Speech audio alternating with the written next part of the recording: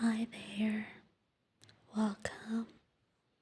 You've entered your favorite, safe, quiet corner of the internet. I want you to shake the day off because the world can wait.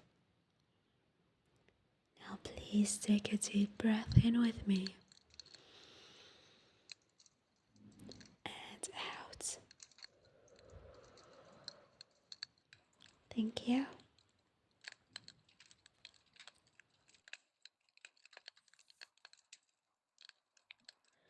It was 11 o'clock that night when Monsieur Pontellier returned from Klein's hotel.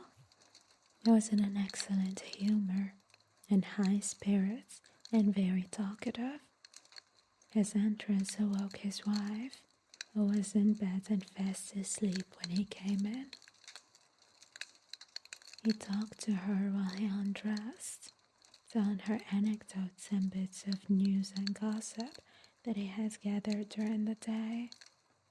From his trousers pockets he took a fistful of crumpled banknotes and a good deal of silver coin, which he piled on the bureau indiscriminately with keys, knife, handkerchief, and whatever else happened to be in his pockets. She was overcome with sleep and answered him with little half-utterances.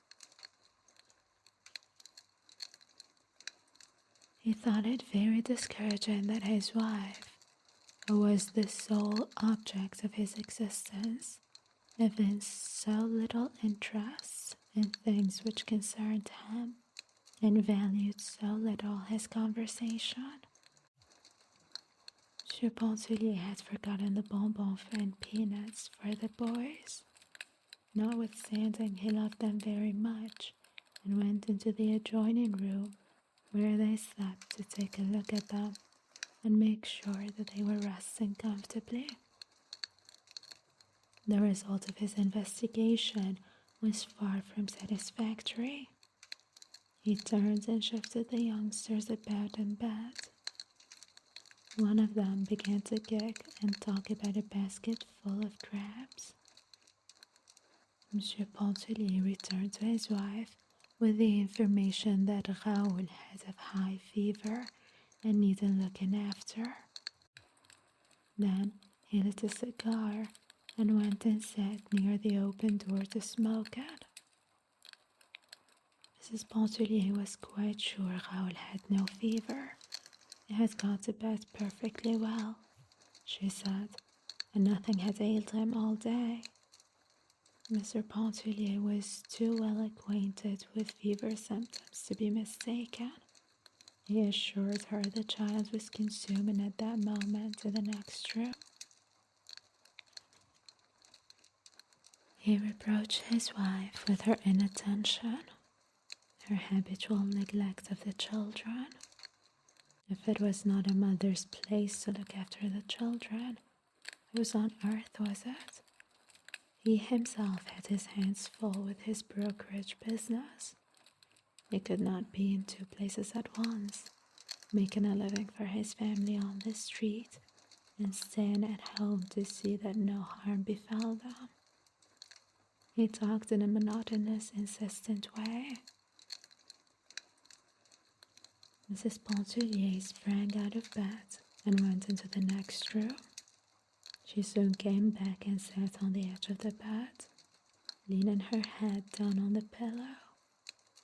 She said nothing and refused to answer her husband when he questioned her. When his cigar was smoked out, he went to bed, and in half a minute he was fast asleep.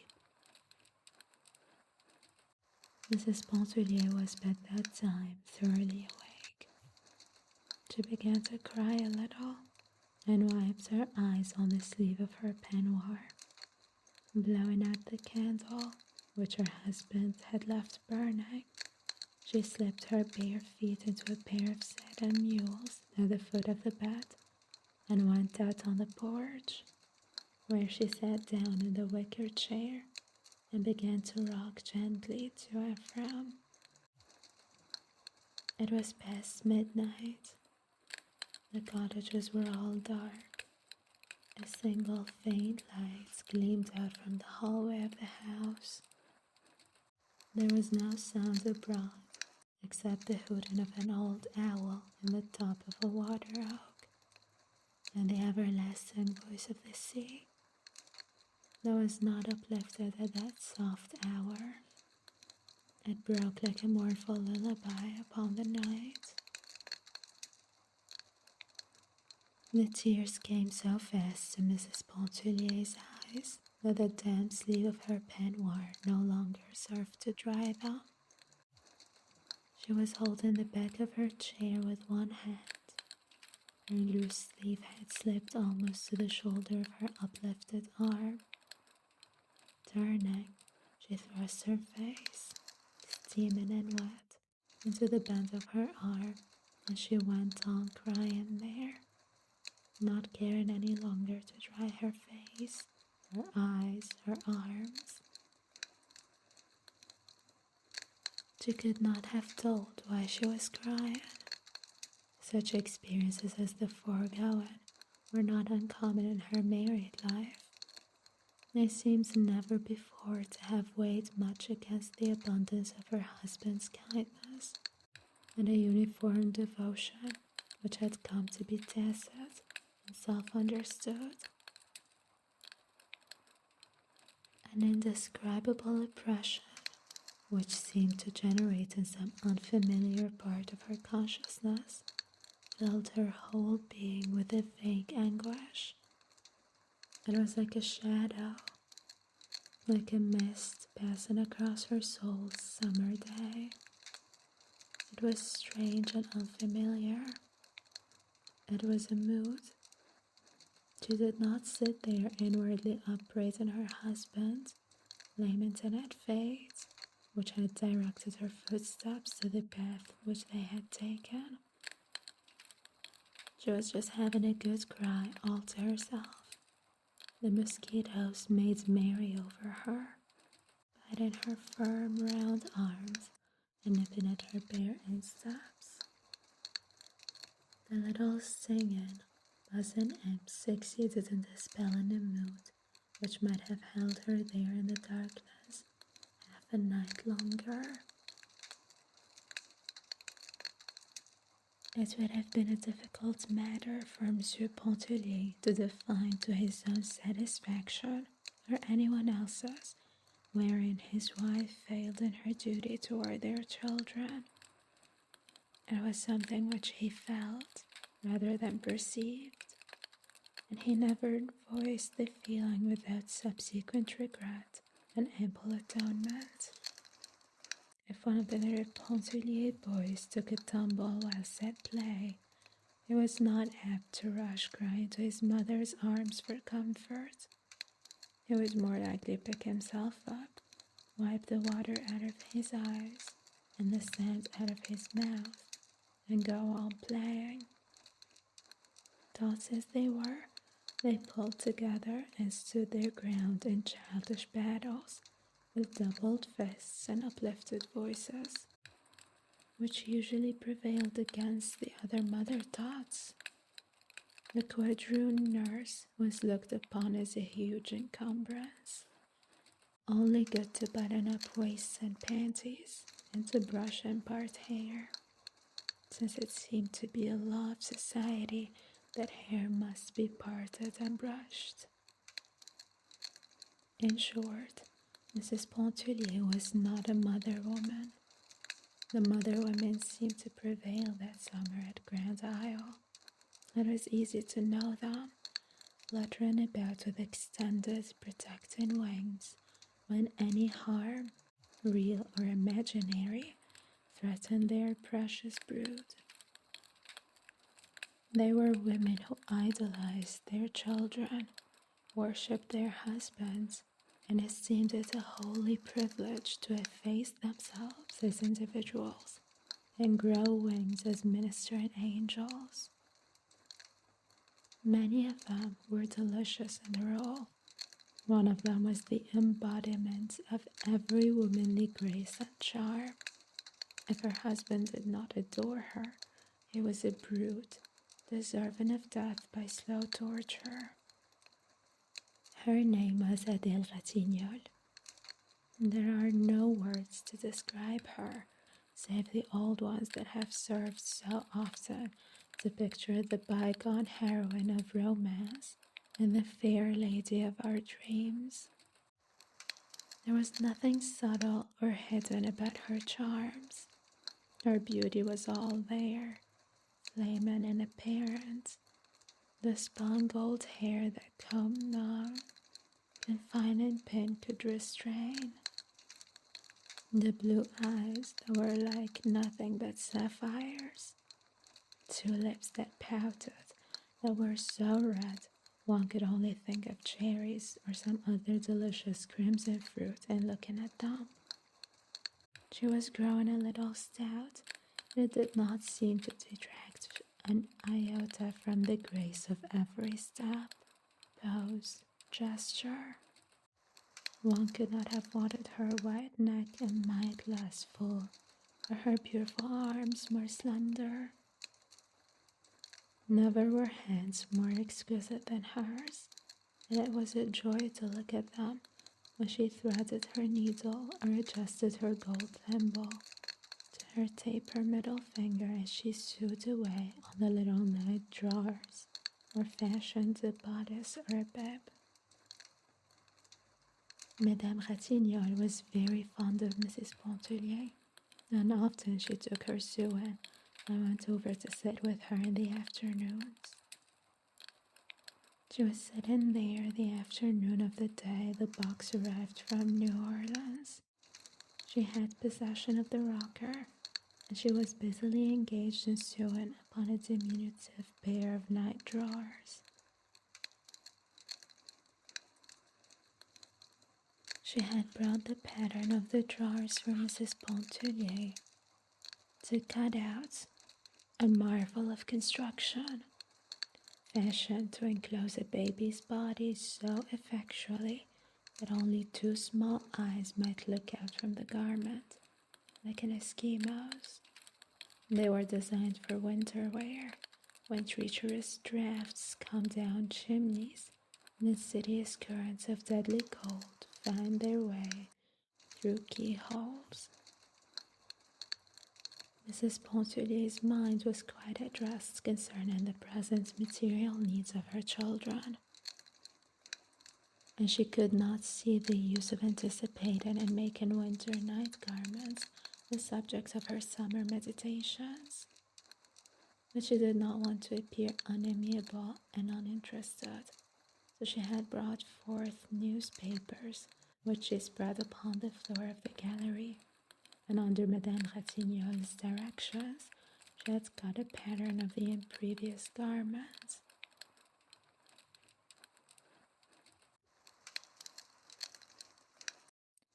Mrs. Pontellier, though she had married a Creole, was not thoroughly at home in the society of Creoles. Never had she been thrown so intimately among them. There were only Creoles that summer at Lebrun's.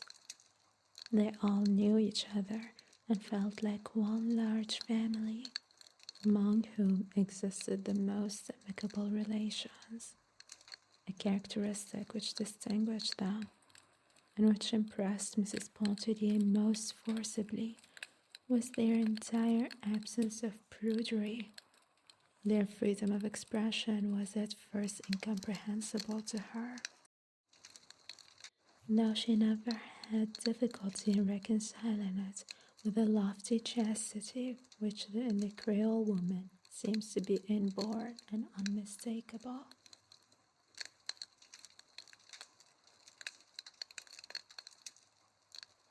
Edna Pontellier could not have told why, wishing to go to the beach with Robert, she should in the first place have declined, and in the second place have followed in obedience to one of the two contradictory impulses which impelled her.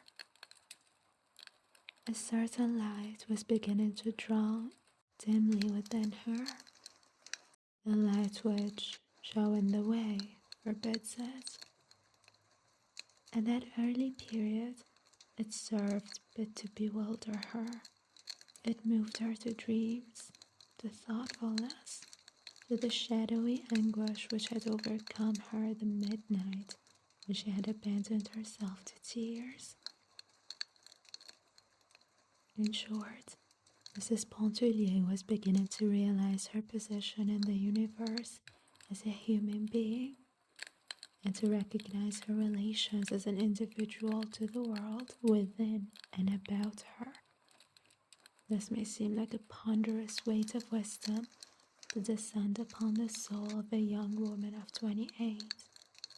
Perhaps more wisdom than the Holy Ghost is usually pleased to vouchsafe to any woman. But the beginning of things, of a world especially, is necessarily vague, tangled, chaotic, and exceedingly disturbing. How few of us ever emerge from such beginning? How many souls perish in its tumult? The voice of the sea is seductive, never ceasing, whispering, clamoring, murmuring, inviting the soul to wander for a spell in abysses of solitude, to lose itself in mazes of inward contemplation. The voice of the sea speaks to the soul. The touch of the sea is sensuous, enfolding the body in its soft, close embrace.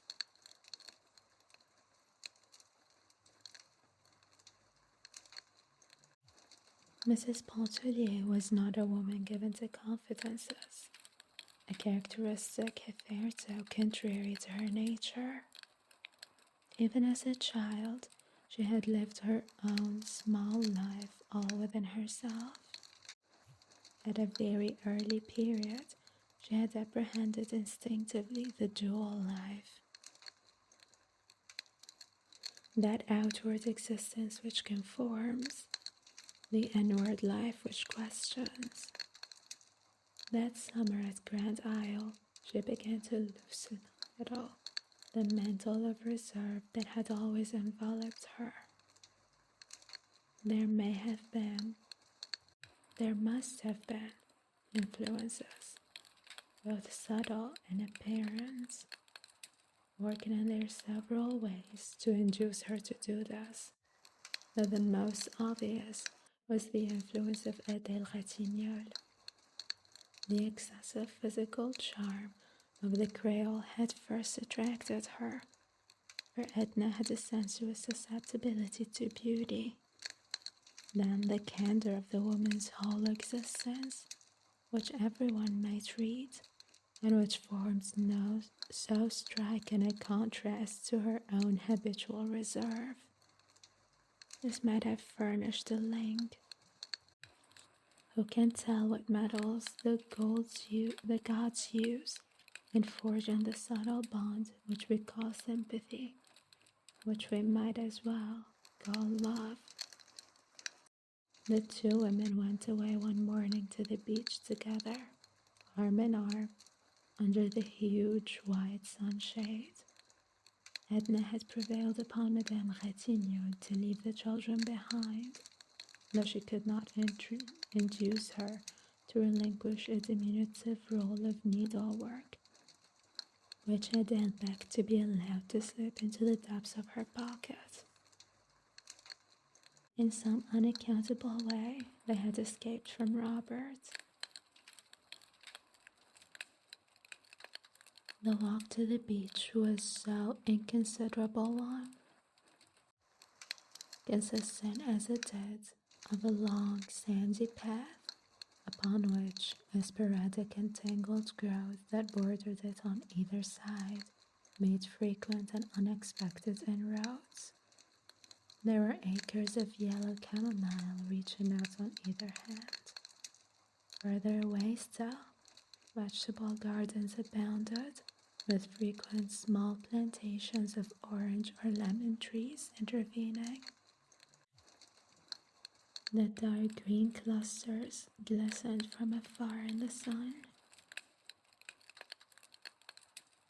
Edna Pontellier casting her eyes about, had finally kept them at rest upon the sea. The day was clear and carried the gaze out as far as the blue sky went. There were a few white clouds suspended idly over the horizon. A lateen sail was visible in the direction of Cat Island, and others to the south seemed almost motionless in the far distance. Of whom, of what, are you thinking? Asked Adele of her companion, whose countenance she had been watching with a little amused attention, arrested by the absorbed expression which seemed to have seized and fixed every feature in a statuesque repose. Nothing, returned Mrs. Pontellier with a start, adding at once, how stupid! But it seems to me it is the reply we make instinctively to such a question. Let me see, she went on, throwing back her head and narrowing her fine eyes till they shone like two vivid points of light. Let me see. I was really not conscious of thinking of anything, but perhaps I can retrace my thoughts. Oh, never mind, laughed Madame Ratignolle. I'm not quite so exacting. I will let you off this time. It is really too hard to think, especially to think about thinking. But for the fun of it, persisted Edna. First of all, the sight of the water stretching so far away, those motionless sails against the blue sky, made a delicious picture that I just wanted to sit and look at. The hot wind beating in my face made me think, without any connection that I can trace, of a summer day in Kentucky, of a meadow that seemed as big as the ocean, to the very little girl walking through the grass, which was higher than her waist. She threw out her arms as if swimming when she walked, beating the tall grass as one strikes out in the water. Oh, I see the connection now. Where were you going that Kentucky day, walking through the grass? I don't remember. I was just walking diagonally across a big field. My sunbonnet obstructed the view.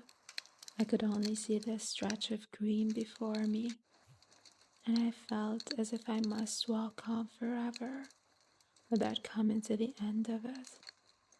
I don't remember whether I was frightened or pleased. I must have been entertained. Likely as not, it was Sunday, she laughed, and I was running away from prayers, from the Presbyterian service, read in a spirit of gloom by my father that chills me yet to think of. And have you been running away from prayers ever since, ma chère? Asked Madame Ratignolle, amused. Oh, no, Edna hastened to say. I was a little unthinking child in those days, just following a misleading impulse without question. On the contrary, during one period of my life, religion took a firm hold upon me. After I was 12 and until, why, I suppose until now, though I never thought much about it, just driven along by habit. But do you know, she broke off, turning her quick eyes upon Madame Ratignolle and leaning forward a little, so as to bring her face quite close to that of her companion. Sometimes I feel this summer as if I were walking through the green meadow again, idly, aimlessly, unthinking and unguided. Madame Ratignolle laid her hand over that of Mrs. Pontellier, which was near her. Seeing that the hand was not withdrawn, she clasped it firmly and warmly. She even stroked it a little, fondly, with the other hand, murmuring in an undertone, "Pauvre chère." The action was at first a little confusing to Edna, but she soon lent herself readily to the Creole's gentle caress. She was not accustomed to an outward and spoken expression of affection, either in herself or in others. She and her younger sister Janet had quarreled a good deal through force of unfortunate habit. Her older sister Margaret was matronly and dignified, probably from having assumed matronly and housewifely responsibilities too early in life, their mother having died when they were quite young. Margaret was not effusive. She was practical. Edna had an occasional girlfriend, but whether accidentally or not, they seemed to have all been one type, the self-contained. She never realized that the reserve of her own character had much, perhaps everything, to do with us.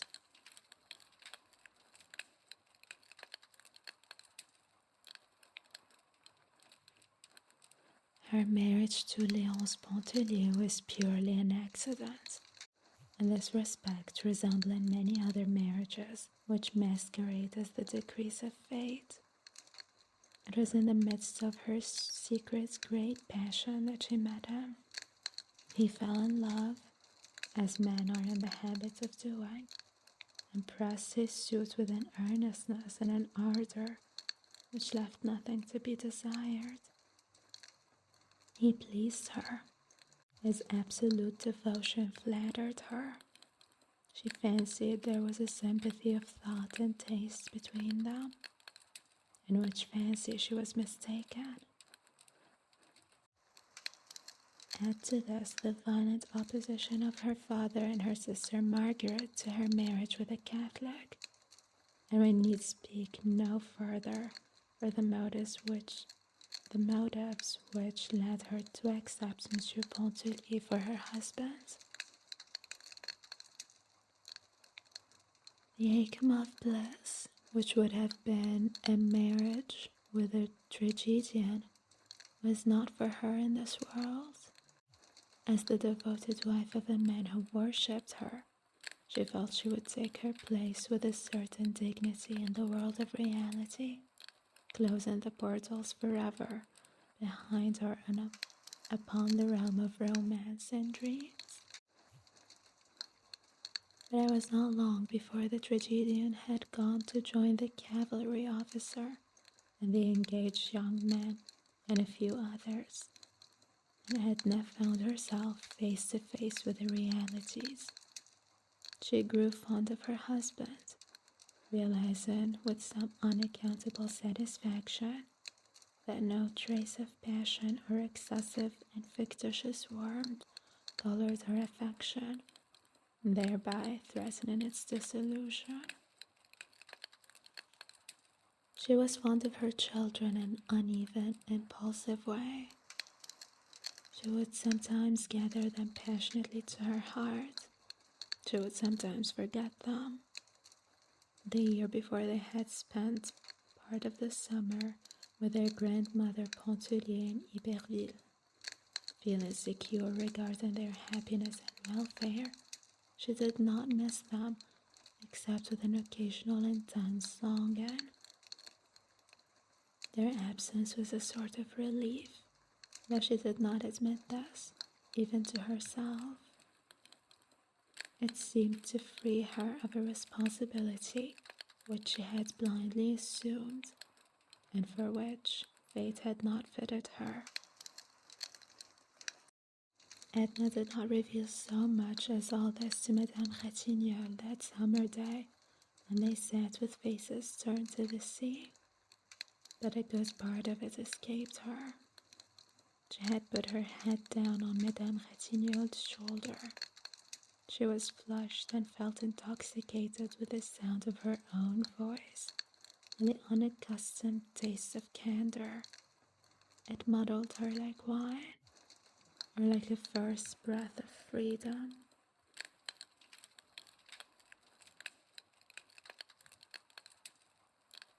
"Do me a favor, Robert," spoke the pretty woman at his side, almost as soon as she and Robert had started on their slow homeward way. She looked up in his face, leaning on his arm beneath the encircling shadow of the umbrella which he had lifted.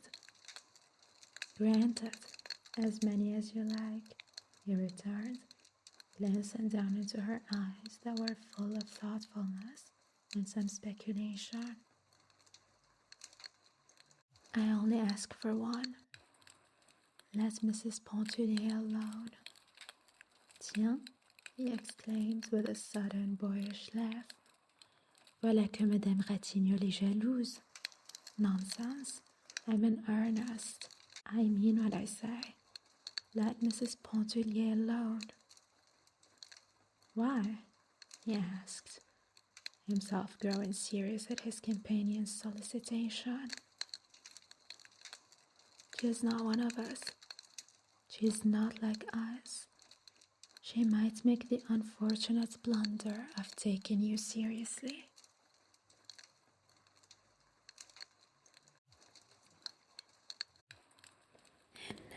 Now, our time is complete.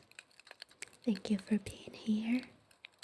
You are safe, you are calm, and you are enough. Until next time, stay hydrated and rest well.